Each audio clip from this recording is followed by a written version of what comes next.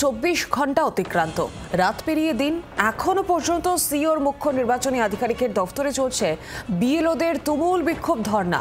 অন্যদিকে রাতেই সিও দফতরে পৌঁছন বিজেপি নেতা সজল ঘোষ। তিনি দাবি করেছিলেন যে 48,000 বিএলওর মধ্যে মাত্র কয়েকজন বসে আন্দোলন করছেন সেখানে। এদিকে তৃণমূল দাবি করেছিল বিএলওরা কাজের চাপে আত্মহত্যা করছে। এখনো চলছে সেখানে বিক্ষোভ, সেই ছবি আপনাদের দেখাবো। গতকাল রাতের ছবি আপনারা দেখতে পাচ্ছেন, যেখানে বিজেপি এবং তৃণমূল পন্থীর মধ্যে তুমুল সংঘর্ষ। 24 ঘন্টা ইতিমধ্যেই অতিক্রান্ত হয়েছে, রাত পেরিয়ে দিন, এখনো পর্যন্ত সিও মুখ্য নির্বাচনী আধিকারিক দফতরের সামনে চলছে বিএলওদের তুমুল বিক্ষোভ ধর্ণা।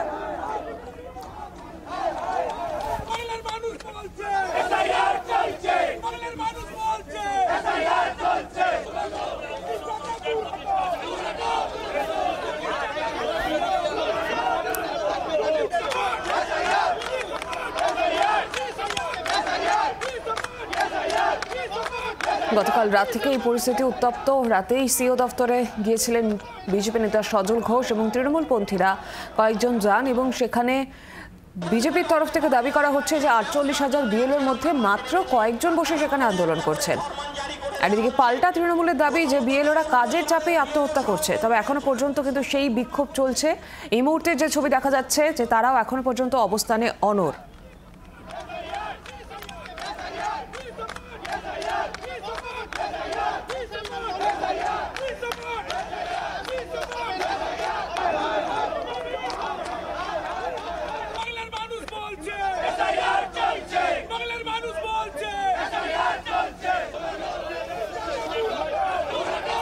আরো বিস্তারিত জানবো, সরাসরি আমার সঙ্গে রয়েছেন প্রতিনিধি অয়ন ঘোষাল। অয়ন, গতকাল রাত থেকে তুমুল বিক্ষোভ, এখনো পর্যন্ত তারা অবস্থানে অনড় হয়ে রয়েছেন। এই মুহূর্তে কি ছবি তুমি দেখতে পাচ্ছ?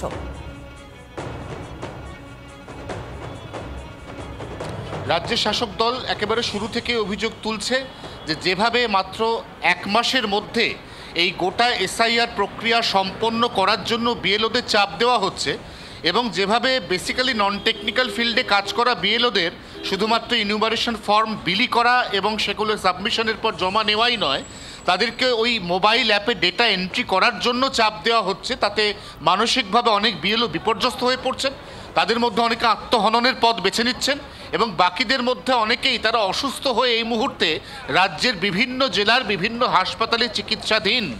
এই অবস্থায় এই মুহূর্তে আমরা 21 নম্বর নেতাজি সুভাষ রোডে নির্বাচন কমিশনের যে অফিস রয়েছে সেই অফিসে একদম সিইওর সামনে অন্তত 4 জন বিএলও সহ 10 জন তাদেরকে বিক্ষোভ করতে দেখছি। এখনো পর্যন্ত তারা বিক্ষোভ করছেন।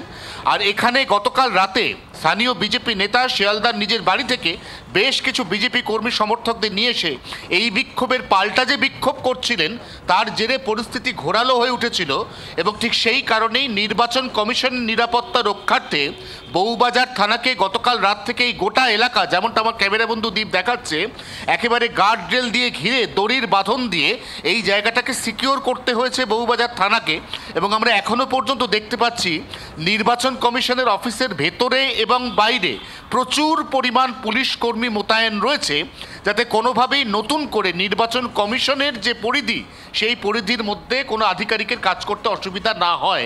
কারণ হাতে সময় কম, ডিসেম্বর মাসের 4 তারিখের মধ্যে গোটা প্রক্রিয়া সম্পন্ন করে ফেলতে হবে। কারণ 9 তারিখ খসড়া নির্বাচনী ভোটার তালিকা এটা প্রকাশ করতে চলেছে নির্বাচন কমিশন।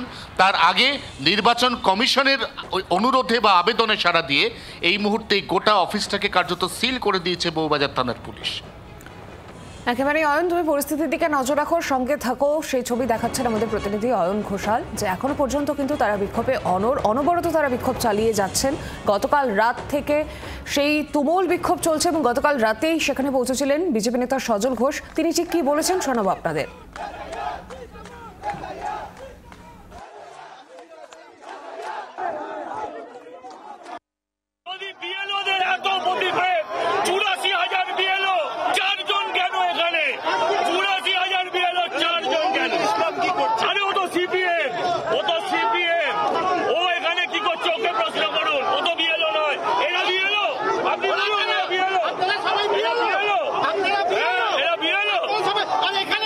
অফিসে গিয়ে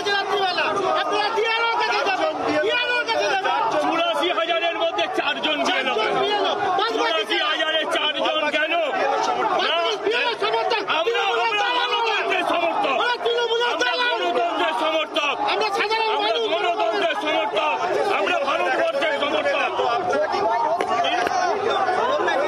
সিও দেখা করবে না, এইভাবে গণতান্ত্রিক প্রক্রিয়াকে রুদ্ধ করা যাবে না। এইভাবে এসআইআর না করলে পশ্চিমবঙ্গ বাঁচবে না। পশ্চিমবঙ্গকে বাঁচাতে গেলে আমাদের এসআইআর দরকার, দরকার এবং দরকার। 84,000-এর 4টে বিএলও আর বাকি সব তৃণমূলের দালাল, বাকি সব তৃণমূলের দালাল। 14 জনের 4 জন থাকুক বসে, আমরাও বসে থাকবো, আমরাও বসে থাকবো। গণতন্ত্রকে বাঁচাতে হবে, আমরাও বসে থাকবো, থাকুক ওরা বসে। না না, এগুলো তো একটাও বিএলও নয়, শিক্ষক নয়, কিছু নয়। এরা স্কুল ফাইনাল পাস করেনি, এরা আমাদের দিকে টেনে আসছে, আমাদের গালিগালাজ করছে। বলার কি আছে? জানে এসআইআর কি, যেগুলো দাঁড়িয়ে আছে তারা এসআইআরটা খায় না খায় বাকি জানে। এরা সবাই বিএলও, এর মধ্যে কজন বিএলও আছে? 84,000-এর মধ্যে 4 জন এসছে এখানে বিএলও সমর্থক। শুনেছেন কখনো এরকম? আর সিইও অফিসে রাত্রিবেলা 12টার সময় কি আছে? সিইও অফিসে কি এরা কি কোনো ট্যাম্পারিং করতে এসছে? আজকে যদি সিইও অফিসে যদি এই ধরনের ঘটনা ঘটে, তাহলে ভাবুন বাংলার গণতন্ত্র কোথায় আছে। প্রয়োজন হলে রাষ্ট্রপতি শাসন হোক, কিন্তু এইভাবে এসআইআর বন্ধ করার চক্রান্ত বাংলার যুবক, বাংলার ছাত্র, বাংলার মানুষ রুখবে। আর কি পেয়েছে? আমাদের কোনো পরিকল্পনা নেই, কিন্তু এই ধরনের বাংলাকে সহ্য করবো, আমরা রক্ত দেবো প্রয়োজন। এসআইআর জোর করে কারা আটকাতে চাইছে রাস্তায় দেখুন, এবং 4 জন মাত্র বিএলও, আর বাদ বাকি কারা? এরা 84,000-এ 4 জন বিএলও। এরা তৃণমূলের দালাল যারা এসছে। দালালও নয়, ডাইরেক্ট তৃণমূল। দালাল না, ডাইরেক্ট তৃণমূল। এখানকার স্থানীয় তৃণমূল।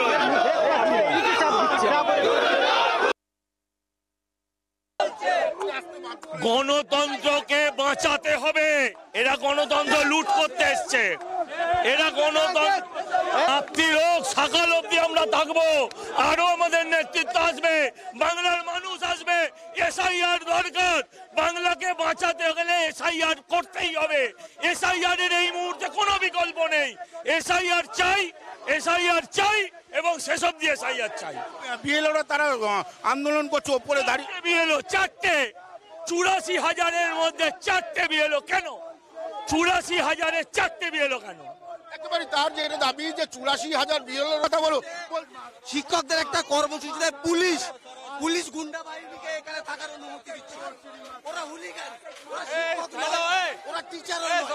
পুলিশ মদত দিচ্ছে বিজেপির গুন্ডাগুলোকে এখানে ঝামেলা সৃষ্টি করা। ওরা ইলেকশন কমিশনের দালালি করছে। বলছে বিপক্ষ দলের নেতা বলছে ছাগল, আমরা ছাগল, আমাদের সহকর্মীরা ছাগল। এই দালালরা দালালি করতে এসছে, প্রাণ নিয়ে ছেলে খেলা হচ্ছে। অনেক বিএলও মারা গেছেন, অনেক অসুস্থ রয়েছেন, তাদের কিছু নেই। শুধু সরকারে আসার জন্য পলিটিক্স করছেন, রাজনীতি করছেন। এই দালালদেরকে আমাদের পশ্চিমবঙ্গ জনতা ঠিক সময় ঠিক বুঝিয়ে দেবে। আরে এই সজল ঘোষ পাল্টিবাজ, হ্যাঁ, বড় বড় কথা। আমরা বলছি আমাদের বিএলওদেরকে সহযোগিতা করতে হবে, তাদেরকে সুবিধা দিতে হবে, তাদেরকে সুবিধা দিতে হবে। এত চাপে কাজ হয় না দাদা, প্রাণে মারা যাচ্ছেন আমাদের ভাই বোন, কষ্ট হবে না? আমার বাড়িতে রয়েছে, আমি নিজেই বিএলও ছিলাম, আমি প্রতিবাদ করলাম, এই জন্য আমায় বাদ দিলাম, কিন্তু আমার ভাই এখনো রয়েছে। আমার নাম সিকে সিং, প্রাইমারি স্কুল টিচার, সংমিত্রা বিদ্যালয়। আর এই দালালদেরকে আমরা ছাড়ছি না।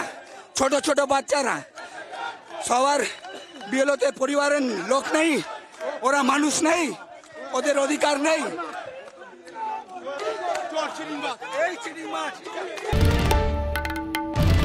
বাংলার আওয়াজ, বাঙালির আবেগ, জি 24 ঘন্টা।